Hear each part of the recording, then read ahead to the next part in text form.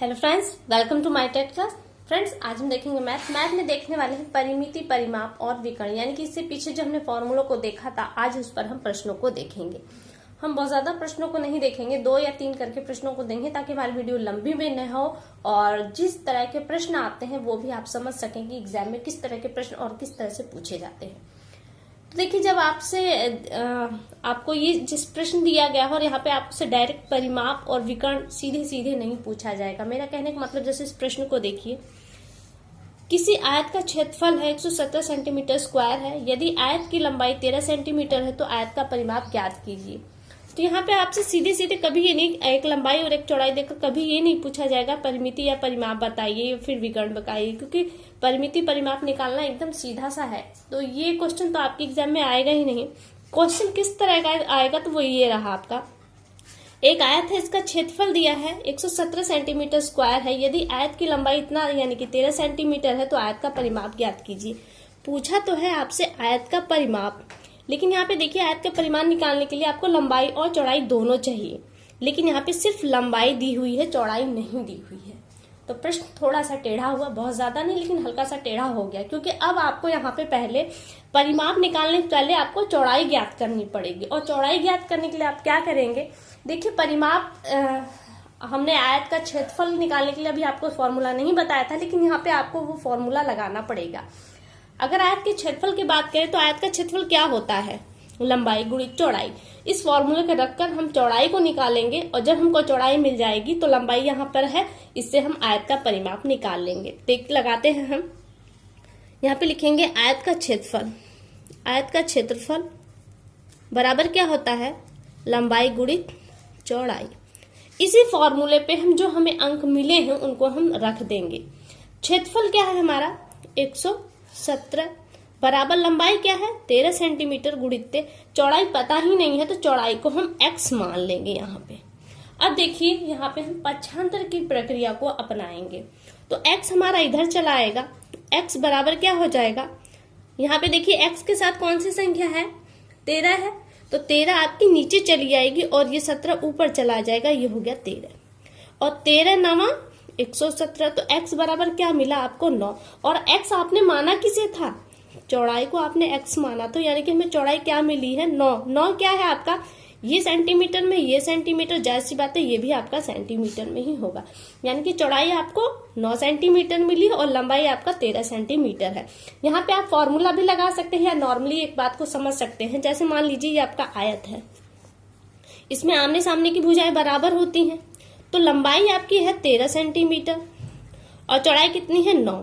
तो आप जान सकते हैं कि ये 9 है तो ये भी 9 होगा, तो 9 दूनी क्या हो गया 18 और 13 दूना 26, जोड़ दीजिए, आपका आ जाएगा 44। 44 सेंटीमीटर क्या है आपका परिमाप।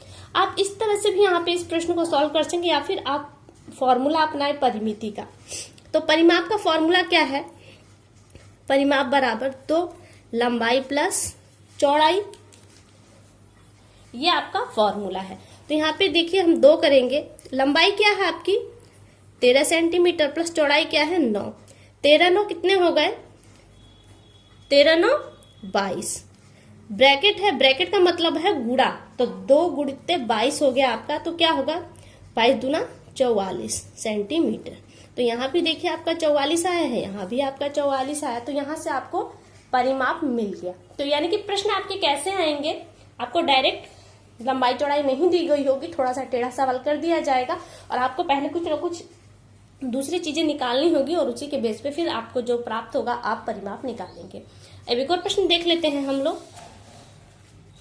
यहाँ पे देखिए, दूसरा प्रश्न है, एक आयत की लंबाई 10 सेंटीमीटर है तथा चौड़ाई 8 सेंटीमीटर, तो आयत की विकर्ण की माप बताइए। प्रश्न सीधा सा लग रहा है, लेकिन जो विकर्ण का फॉर्मूला है ना, वो लोगों के लिए थोड़ा सा टेढ़ा हो जाता है। फॉर्मूला आपको याद करना पड़ेगा, क्योंकि ये सवाल को लगाने के लिए आपको फॉर्मूला चाहिए ही चाहिए, क्योंकि ऊपर का जो सवाल था इसमें जो फॉर्मूले थे वो नॉर्मल थे, जो आप बहुत पहले से ही लगाते चले आए हैं, लेकिन विकर्ण का फॉर्मूला सबको याद नहीं होता, इसलिए ये क्वेश्चन थोड़ा सा टेढ़ा हो जाता है। चित्र क्या है आपका, आयत है, लंबाई आपको 10 सेंटीमीटर की दी गई है, चौड़ाई आपको 8 सेंटीमीटर दी गई है। अब आयत का विकर्ण का फॉर्मूला क्या है, देखिए आयत का विकर्ण विकर्ण बराबर क्या था, करनी में आपका रहेगा, क्योंकि करनी अपने आप में लोगों के लिए बहुत मुश्किल चीज होती है, तो बहुत मुश्किल नहीं, बस आप देखते चलिए समझते चलिए। लंबाई का स्क्वायर था प्लस चौड़ाई का स्क्वायर था, बस इतना ही, इसी को सॉल्व करना है आपको, अंकों को रखना है, इसी को सॉल्व कर देना है। कर देते हैं। लंबाई क्या है हमारी 10 सेंटीमीटर, 10 का स्क्वायर प्लस चौड़ाई क्या है हमारी 8 सेंटीमीटर स्क्वायर। अभी करनी को जैसा है वैसा ही रहने दीजिए, मत घबरा, उसे छूइए मत। देखिए अब करते हैं, करेंगे तो आ जाएगा 10 दहा में, क्योंकि 10 का स्क्वायर बराबर क्या है 10 का गुणा 10 में, तो 10 दहा में 100 प्लस 8 में 8 का करेंगे तो 64।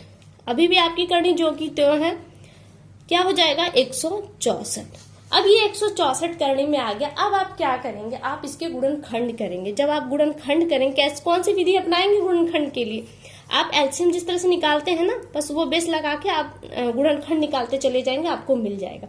तो जब इस तरह से आप गुणनखंड करेंगे तो आपको मिलेगा 2 गुणित 2 गुणित 41, यानी 41 के बाद संख्या टूटने वाली नहीं है, इसलिए डायरेक्ट इसको 41 से काटा गया। अब यहाँ पे देखिए, जिसका जोड़ा बन जाता है वो करनी के बाहर होता है, लेकिन जिन संख्याओं का जोड़ा नहीं बनता वो करनी के अंदर ही रह जाता है। तो देखिए 2 का तो आपको जोड़ा बन गया, लेकिन 41 का जोड़ा नहीं बना। अगर 41 का भी जोड़ा बन गया होता तो 2 और 41 बाहर आ जाते, नहीं 41 दूना कितने हो जाते 82, और 82 क्या होता आपका बाहर आ जाता। तो यहाँ से देखिए जो जोड़ा बन गया उसको करनी के बाहर कर देंगे, बाकी करनी के अंदर ही रह जाएगा। तो 2 बाहर आ गया आपका करनी के, और अंदर क्या हो गया आपका 41, और यही हो गया आपका आंसर। ये क्या है, आयत का विकर्ण है। 2 करनी में 41 क्या है आपका विकर्ण की लंबाई है, या क्या विकर्ण का माप है। तो यहाँ से देखिए इस तरह से प्रश्नों का आप सॉल्व करेंगे, और इसी तरह के प्रश्न मैं आपको अगली वीडियो में देती रहूंगी। फिलहाल के लिए केवल इतना, तब तक के लिए नमस्कार।